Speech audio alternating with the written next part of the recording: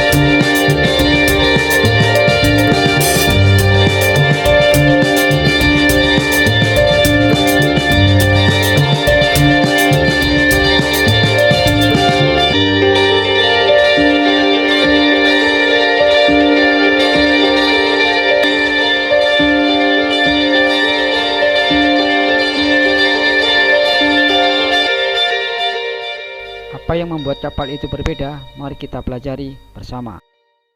Baik, kita ke materi ukuran pokok kapal. Tujuan pembelajaran kali ini ketika kalian belajar dari awal sampai akhir, maka kalian satu dapat menjelaskan berbagai macam ukuran pokok kapal.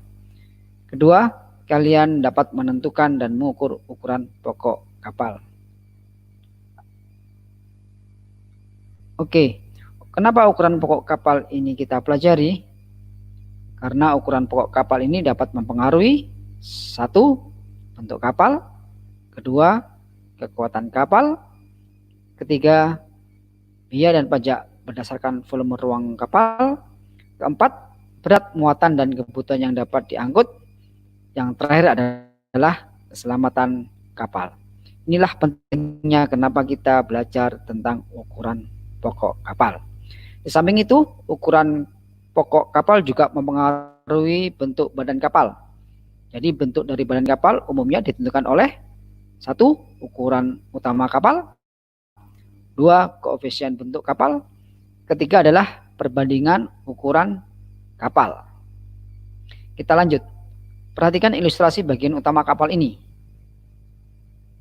Oke, ini kapal yang biasa kita lihat di pelabuhan atau di laut. Nah, ini adalah bentuk bagian utama kapal. Yang belakang ini adalah buritan, yang depan ini adalah haluan. Di sini ketika kapal mengapung mempunyai garis air, length of waterline. Ini garis air, yang bawah ini adalah baseline, yaitu garis dasar kapal. Yang belakang di sini ada garis tegak buritan, di depan ada garis tegak haluan. Nanti akan kita pelajari. Ini adalah kapal yang dilihat dari atas. Ini adalah center line, tengah kapal. Port adalah samping kiri kapal. Starboard adalah samping lambung kanan kapal. Perhatikan sekarang. Nah, kita akan pelajari ukuran pokok kapal. Ukuran pokok kapal terdiri dari satu, panjang kapal, dua adalah lebar kapal, tiga adalah tinggi dan serat kapal. Seperti benda tiga dimensi yang lain, pasti mempunyai tiga ukuran pokok, yaitu ada panjang, ada lebar, ada tinggi. Tapi khusus untuk kapal, tinggi terbagi menjadi dua, ada tinggi kapal, ada serat kapal. Oke, kita lanjut. Saya akan jelaskan tentang panjang kapal. Perhatikan bentuk kapal seperti ini. Yang seperti saya jelaskan tadi, di sini adalah buritan, di sini ada haluan kapal. Ketika kapal mengapung, di sini ada garis muat atau garis air. Ini adalah garis air. Nah, di bagian belakang, ini di bagian belakang, perhatikan di sini. Di sini ada yang namanya garis tegak belakang. Apa itu garis tegak belakang? Adalah garis tegak persis pada sumbu kemudi. Kalau di sini ada kemudi, di tengah-tengahnya ada sumbu kemudi, maka garis tegaknya itu dinamakan garis tegak belakang. Sedangkan di bagian depan FP, for perpendicular, ini adalah garis tegak depan. Garis tegak depan itu adalah garis tegak yang diambil dari perpotongan antara linggi haluan dengan garis muat air bagian depan. Maka perpotongan itu kita ambil garis tegaknya, maka garis itu adalah namanya garis tegak depan. Oke, perhatikan ini. Panjang kapal itu terbagi menjadi tiga macam. Pertama adalah LPP, yang kedua adalah LWL, yang ketiga adalah LOA. Kita mulai dari LPP atau biasa disebut LBP, length between perpendicular, atau biasa disebut panjang antara garis tegak. Apa artinya? LPP atau LBP adalah panjang yang kita ukur mulai dari garis tegak AP yang sudah saya jelaskan tadi, sesuai dengan sumbu kemudi, kita ada garis tegak sampai ke FP, garis tegak depan. Maka panjang antara AP dan FP itu adalah dinamakan LBP atau LBP. Oke, lanjut. Sekarang yang LWL. LWL adalah length of waterline. Apa itu length of waterline? Length of waterline adalah panjang garis air. Kita ketahui tadi bahwa kalau ketika kapal itu sedang mengapung dalam suatu air atau perairan atau laut, maka dia mempunyai garis air. Maka panjang garis air yang terhimpit atau mengenai linggi buritan di sini sampai panjang garis air sampai mengenai sampai mengenai linggi haluan. Jadi panjang garis air yang ada di buritan ini ya, titik di sini, ini linggi buritan mengenai garis air ya, panjang ke depan garis airnya sampai dia menuju ke linggi haluan di sini. Maka antara garis air buritan sampai garis air haluan maka dinamakan panjang garis air atau length of waterline. Oke, kita lanjutkan ke panjang keseluruhan kapal, length overall. Length overall adalah panjang kapal yang diukur dari ujung buritan sampai ke ujung haluan. Jadi ujung belakang sampai ujung depan, maka panjangnya dinamakan length overall atau panjang keseluruhan kapal. Oke, coba kalau kita lihat kapal yang seperti ini. Perhatikan kapal yang seperti ini. Ini model kapal yang berbeda dari tadi. Perhatikan LOA, kita mulai dari length overall ya, length overall. Maka length overall kita lihat di sini bahwa ujung buritanya ada di bawah di sini. Ini ujungnya belakang atau buritan sampai ke ujung haluan ya, ujung haluan. Ujung haluannya ada di belakang, di bawah juga di sini. Nah, di sini adalah linggi berumbi, ternyata paling ujungnya ada di bawah ini. Ternyata ujung sebelah buritannya ada di bawah, ujung haluannya juga ada di bawah. Maka antara ujung buritan sampai dengan ujung haluan panjangnya dinamakan length overall atau panjang keseluruhan kapal. Sekarang LWL. Nah, juga sama LWL, di sini ada garis muat, garis air. Nah, di sini ini linggi yang berhimpit atau menghantam linggi buritan dengan air di sini. Maka panjang garis air di linggi buritan sampai panjang garis air yang mengenai linggi haluan. Maka panjang garis air itu dinamakan length on the waterline.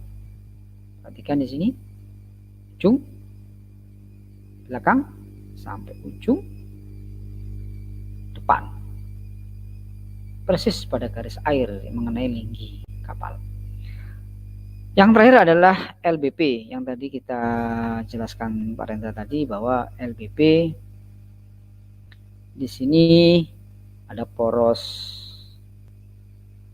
kemudi, ini adalah garis tegak belakang, ini adalah garis tegak depan. Garis tegak depan persis kita ambil garis tegak yang berhimpit antara linggi haluan sama garis air, kita buat garis tegaknya, maka dinamakan panjangnya dinamakan length between perpendicular atau dinamakan LBP. Sekali lagi bahwa panjang kapal ada 3, yaitu length overall, panjang keseluruhan kapal, kedua length on waterline, panjang garis air kapal, yang terakhir adalah length between perpendicular, panjang antara garis tegak. Oke, kita lanjutkan. Sekarang adalah lebar kapal. Lebar kapal juga terbagi menjadi 3. Yang satu adalah bridge, yaitu lebar yang direncanakan adalah jarak mendatar gading tengah kapal yang diukur pada bagian luar gading atau tidak termasuk tebal kulit lambung kapal. Yang kedua adalah BWL, bridge at the waterline, lebar yang terbesar yang diukur pada garis air muat kapal. BOA adalah maximum breadth atau breadth overall. Ini adalah lebar terbesar yang diukur dari kulit lambung kapal, termasuk jika ada bagian geladak yang menonjol keluar, maka itu juga dihitung. Baik, perhatikan gambar berikut ini. Ada namanya lebar kapal atau lebar yang direncanakan. Itu tadi bahwa lebar kapal atau lebar direncanakan adalah lebar bagian tengah kapal.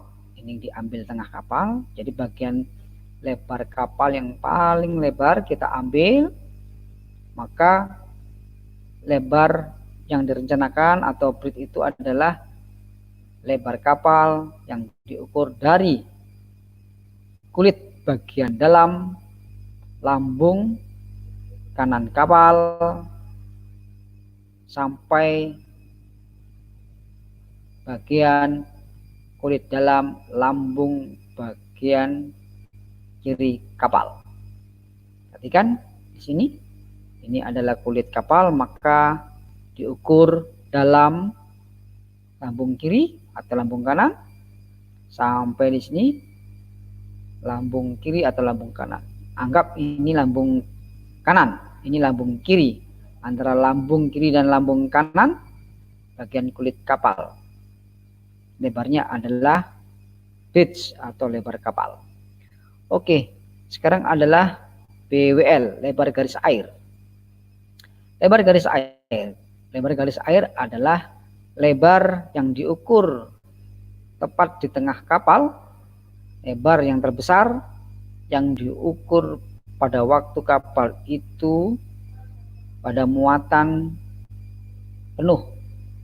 Ketika kapal itu mengapung, dia punya syarat atau garis air, ini garis air, maka lebarnya diambil dari garis air itu di sini, garis air, sampai ke ujung lambung berikutnya.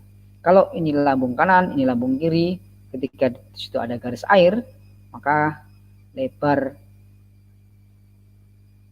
muat, ya, lebar muat kapal yang diukur dari lambung kanan sampai lambung kiri kapal. Yang ketiga adalah BOA, lebar maksimum kapal.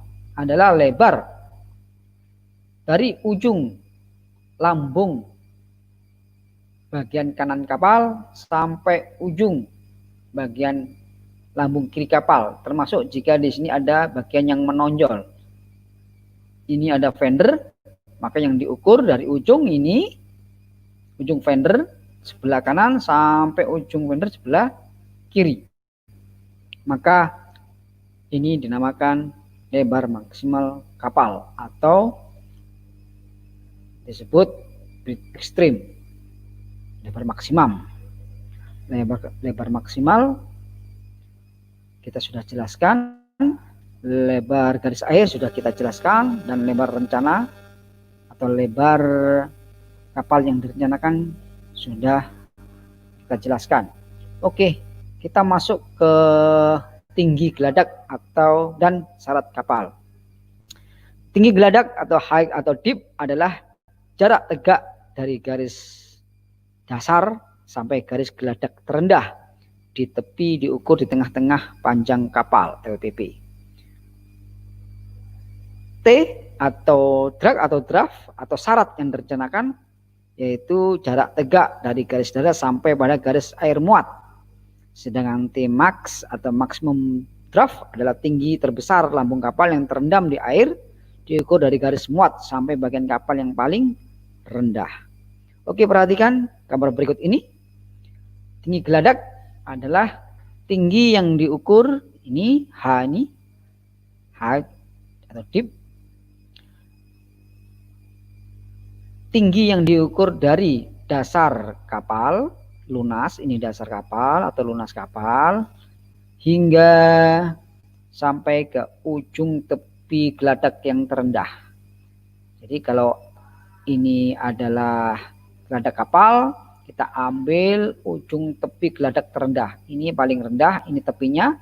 Kita ambil garis, maka panjang atau tinggi Ya, tinggi dari dasar kapal ini sampai ke tepi geladak kapal dinamakan tinggi geladak.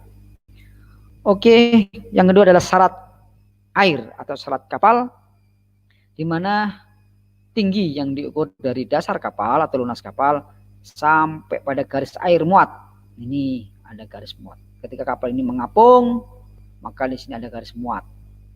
Maka dinamakan syarat kapal. Ada dinamakan juga adalah syarat kapal maksimal ketika ada kapal dimuati secara maksimal, diukur syaratnya dari dasar sampai pada garis air maksimal. Ketika kapal itu dibebani maksimal, maka akan mempunyai syarat maksimal. Nah, itu tinggi dari dasar sini, dasar kapal sampai syarat maksimal, dari air muat maksimal, itu dinamakan syarat air maksimal. Oke, perhatikan ini. Syarat kapal terdiri dari 3. Pertama adalah syarat haluan kapal atau syarat depan kapal, bisa dibilang foredraft. Ini adalah syarat kapal yang diukur pada garis tegak depan. Yang kedua adalah afterdraft atau syarat di buritan kapal yang diukur pada garis tegak buritan. Jadi saya ulangi. Yang satunya adalah syarat bagian haluan kapal diukur pada garis tegaknya, garis tegak depan. Yang kedua adalah syarat buritan kapal diukur pada garis tegak buritan. Yang ketiga adalah mean drag atau syarat rata-rata, di mana adalah syarat depan ditambah dengan syarat belakang dibagi dengan 2. Dan selisih antara syarat depan dan syarat belakang itu dinamakan trim kapal atau selisih syarat, ya, trim kapal. Oke, trim terbagi menjadi 2. Ada trim haluan kapal, di mana adalah syarat depan itu lebih besar daripada syarat belakang. Saya ulangi. Trim haluan atau dinamakan trim by bow adalah di mana syarat depan kapal itu lebih besar daripada syarat belakang kapal. Artinya apa?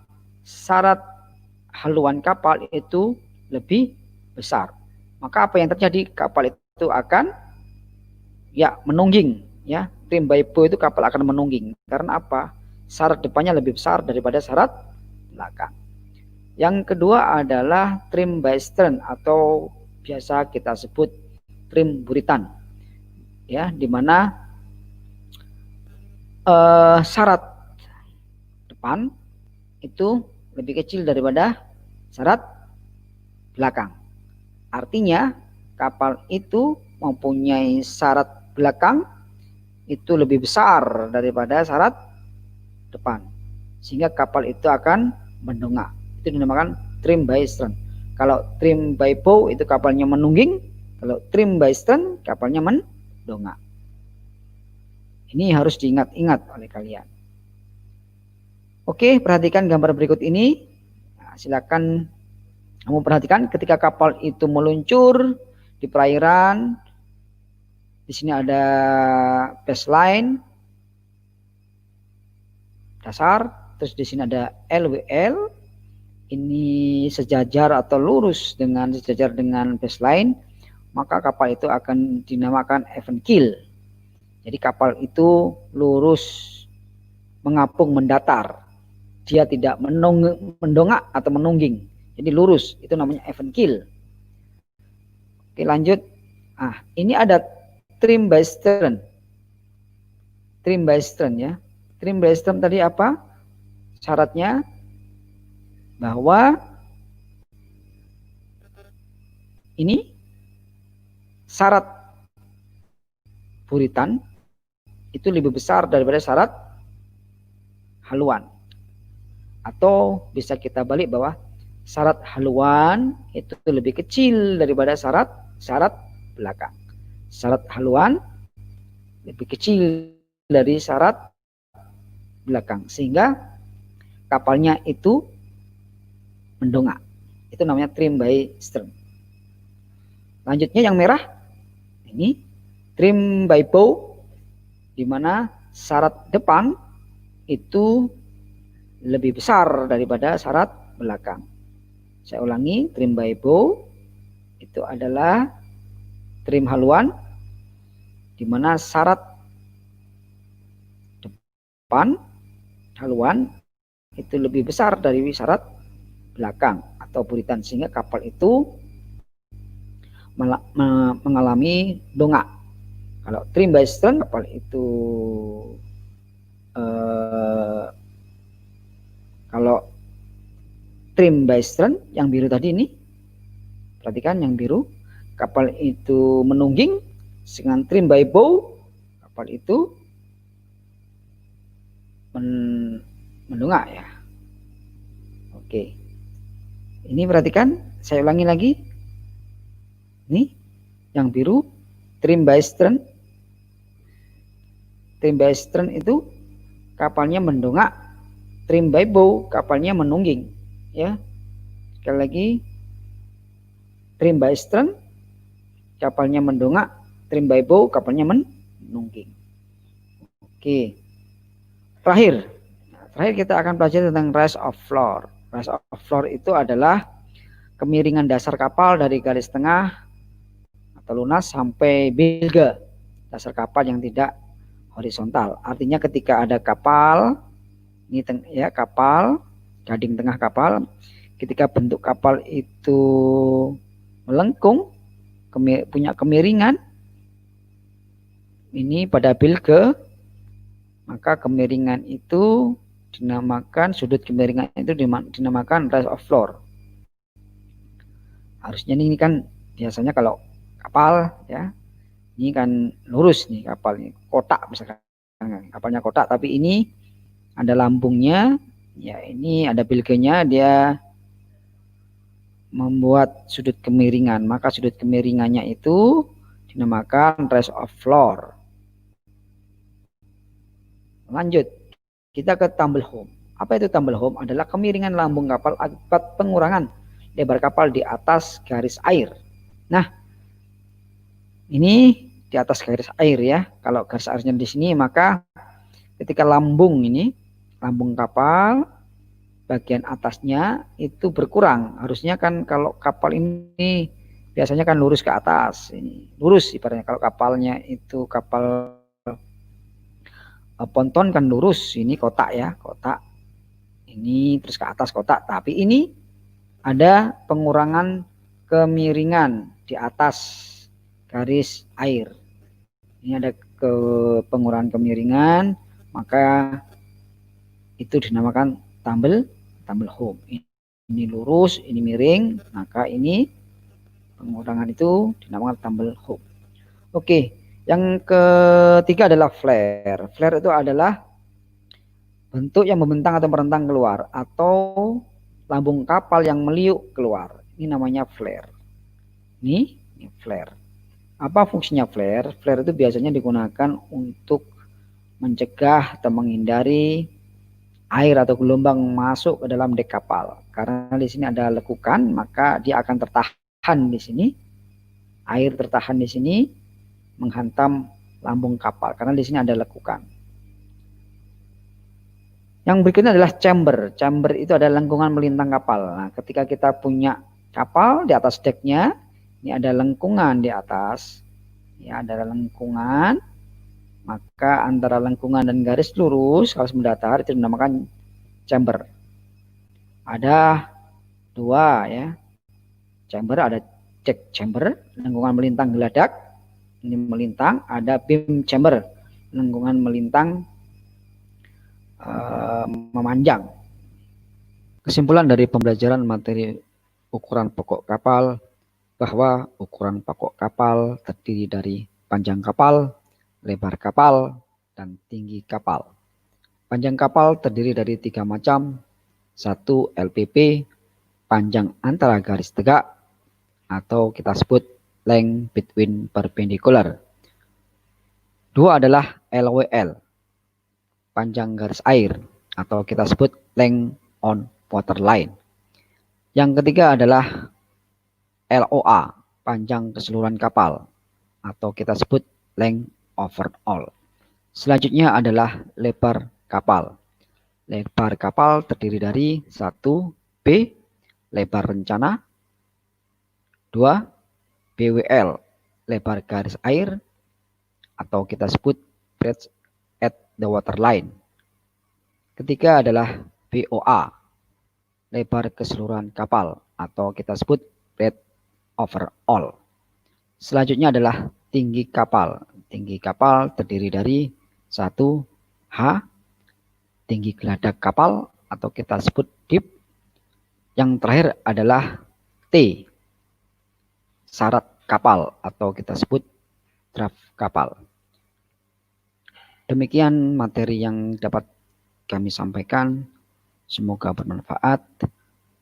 Pesan saya adalah jangan pernah berhenti untuk terus belajar, karena dengan belajar kamu tidak pernah kehabisan akal. Terima kasih. Wassalamualaikum warahmatullahi wabarakatuh. Demikian penjelasan tentang materi ukuran pokok kapal. Sekian, terima kasih. Wassalamualaikum warahmatullahi wabarakatuh.